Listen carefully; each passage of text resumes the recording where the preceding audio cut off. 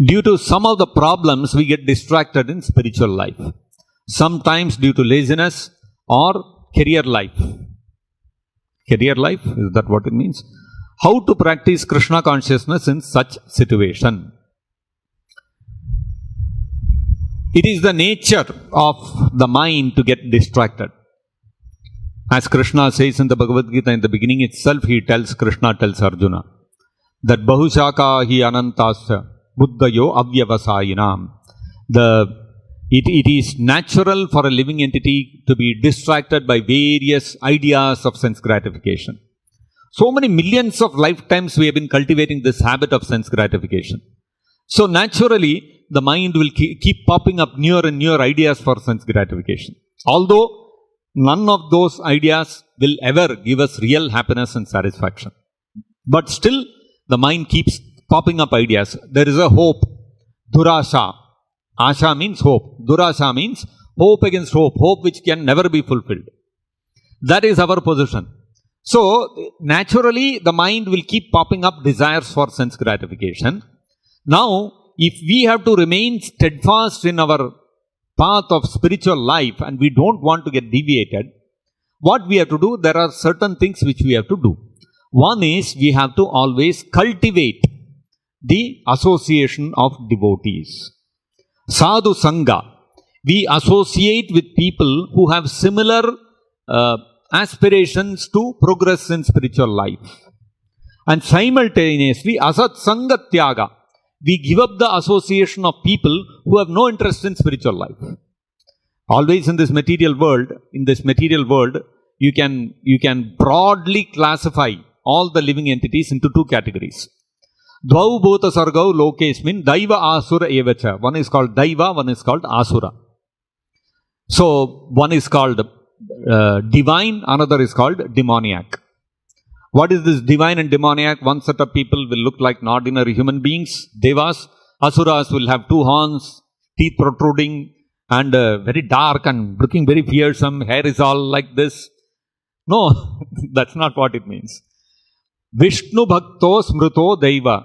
Those who are devotees of Krishna, who have made the goal of their life devotional service to Krishna, they are called Daiva. Asuras tad viparyayaha. Those who neglect Krishna and make their own sense gratification the goal of their life, they are called Asuras. This is the broad category. Anywhere you will go, you will find these two categories of people. And in Kali Yuga, what happens is large mass of people are Asuric Pravritti. Their goal in life is they want to enjoy their senses. Now, if we associate with such people, our minds will also get diverted by their plans and ideas. They make big plans, big ideas, how to enjoy in this material world. That is their constant work day and night. How to improve the comforts of eating, sleeping, mating and defending. Any activity you take, whether it is a scientist, whether it is a politician, whether it is an economist, whether it is a professor, whether it is a researcher, everybody is doing this simple one thing. What is that? Improve the comforts of my eating, sleeping, mating and defending. Either for myself or for my fellow human beings. My selfishness, my own sense gratification, not only me, all the human beings also should enjoy nicely. How to invent some scientific discovery by which everybody's life becomes more comfortable. Every day the people have to take the shaving razor and they have to shave themselves, and then the blade goes off, you have to change the blade. Instead, invent one trimmer. Very easily, quickly you can do that. So, all this is called extended selfishness. One is, I should be happy. You extend that selfishness. All other human beings also let them be happy. Now, this kind of, when people have this kind of approach to life, they'll make big plans. Constantly, every day they are coming with newer and newer plans and bigger plans. How to improve the comforts of eating, sleeping, mating and defending. They are called Asura Pravritti people. Now, if you go and associate with them, then you will also see all those ideas, glittering plans they have, the glittering promises, all dazzling promises they'll make. This kind of economic development we do, we'll become like America. Oh, your life will be so nice. So we will become bewildered by such dazzling display of hope, durasha. If we, on the other hand, if we associate with devotees, we give up the association of this asuric pravritti people and we associate with devotees whose sole aim in life is devotional service to Krishna, then our mind will also, there are less chances that our mind will get deviated by all these ideas. Association is very, very important. Whom we are friends with, whom do we speak to, whom do we associate with, whose values do we imbibe, whom do we look up to, who is my role model? If my role model in my life is Shah Rukh Khan, then you cannot become a devotee of Krishna. You can become a cinema star. You cannot become a devotee of Krishna. If my role model in life is Virat Kohli, I can become a cricketer. I cannot become a devotee of Krishna. So, whom do we give importance to in our life? Who is the role model whom I look up to in life? That is called association. So, we associate with devotees. We look at Dhruva Maharaj. We look at Prahlad Maharaj. We look at Narada Muni. These are our role models. What personalities, what exalted qualities, what achievements they have done in this world. Today Virat Kohli may be a great cricketer, but he will go, tomorrow another cricketer will come, he will break his records. Then he will take that position. Day after tomorrow he will go, somebody else will take his position. This is going on. But how many people have become like Dhruva Maharaj? How many people have emulated what Dhruva Maharaj did? How many people have emulated what Bharat Maharaj did? Bharat Maharaj, in the prime of his youth, he was ruling over the entire earth. And there was no king who had the guts to stand up to him and say that I am your enemy. All the kings in the world, they would come voluntarily, they would come and give the taxes and bow down to his feet. Can you imagine? This was the power of Bharat Maharaj. And what did he do in the prime of his youth? He had a beautiful wife, very loving children, all his ministers very subordinate to him. The citizens loved him like anything, not like today, going dharna upon dharna and doing a lot of activism. Citizens loved Bharat Maharaj. Nobody was engaged in activism. Nobody was opposing any of his policies. Everybody loved him. No opposition party at all. Imagine, opposition party is coming and bowing down to Bharat Maharaj. What a powerful king he was. And in the midst of all this, what did he do? He gave up his kingdom, everything, and took sannyas and went to the forest and said, I want to worship Krishna. That is what Bharat Maharaj did. And the Bhagavatam describes how Bharat Maharaj gave up his kingdom and his family and his relatives and all that. Dustyajan, Hridis Prishaha. These things are very dear to the heart. What is that? Our family, our friends, our supporters. These are all very dear to us, isn't it? Why do we all open social media accounts? Because we can get a lot of followers. And every day we'll keep posting pictures and all these kind of things so that our followers increase. We are very attached to our followers. And that's why we get addicted to social media. Because every day we are seeing how many likes I got. Oh, yesterday my number of followers was 100. Now it has become 101. So nice. So much satisfaction for the heart. So every 5 minutes I'll keep checking. 101, has it become 102? So these having followers, having people who idolize you, who look up to you, these things are very, very dear to the heart, very difficult to give up.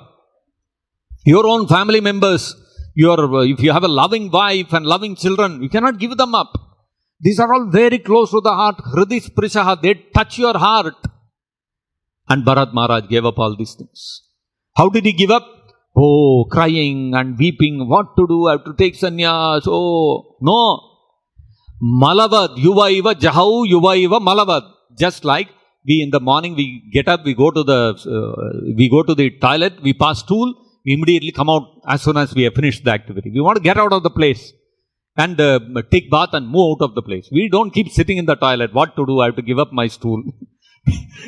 No, nobody does that, right? So you don't think about it. Abba, somehow got over.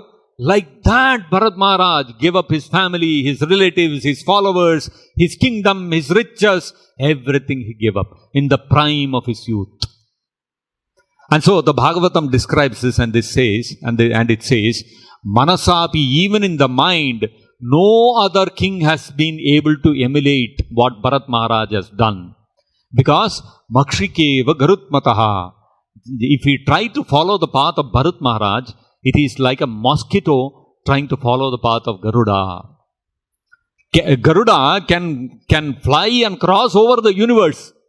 He can cross the earth, he can cross the Milky Way and the galaxy system, and he can cross over the universe also. Can a mosquito think, oh, Garuda is also flapping with his wings and flying away, I will also flap my wings and cross the universe? Possible? A mosquito cannot fly beyond the 7th floor. You know that? In apartments, high rises, they take apartments which are above the 7th floor because the mosquito cannot fly above that. Mosquito's ability is only that much. Similarly, Bharat Maharaj, Makshikeva, just like a mosquito, Garuda, Makshikeva Garutmataha, just like Garuda, if a mosquito tries to imitate Garuda, it is not possible. Similarly, nobody can achieve what Bharat Maharaj has achieved. So, there are so many sports people, there are so many cine stars, they will keep coming and going. Some new person will come and take over, records will keep tumbling, all this will go on. But Bharat Maharaj, how many people have achieved his similar feat? Nobody has done.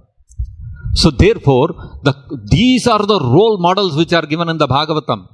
We read the Bhagavatam, what will happen in our heart? We'll develop appreciation for, I want to be like him. I want to be like Dhruva Maharaj. I want to be like Bharat Maharaj. I want to be like Narada Muni. Then what will happen is our mind will not get deviated, distracted by all these material allurements. Therefore, we have to read the Vedic literature like Bhagavatam and Bhagavad Gita every day without fail. So we need to have association, we need to read Vedic scriptures and literature, and we need to discuss philosophy. So we practice devotional life and we make practicing devotional life the goal of our life, not some developing material career, etc. So if that becomes our goal of life, then we eventually will give up devotional life. It is not possible to do both. You have to choose one. Either you have to choose spiritual life or you have to choose material life. So if you choose spiritual life, such a glorious future awaits you. If you choose material life, what is there? The same old repeated birth, death, disease and old age. Nothing else there is, the material life can offer you. So we keep the association of devotees, we read Bhagavatam every day, we follow the 4 regulative principles, we do all devotional activities. What will happen? We will not get deviated. Our main protective force is our sadhana. Every day without fail, we do our chanting of 16 malas, we do our minimum 1 hour of reading of Bhagavatam and Bhagavad Gita, and we honor Krishna Prasadam, follow the 4 regulative principles.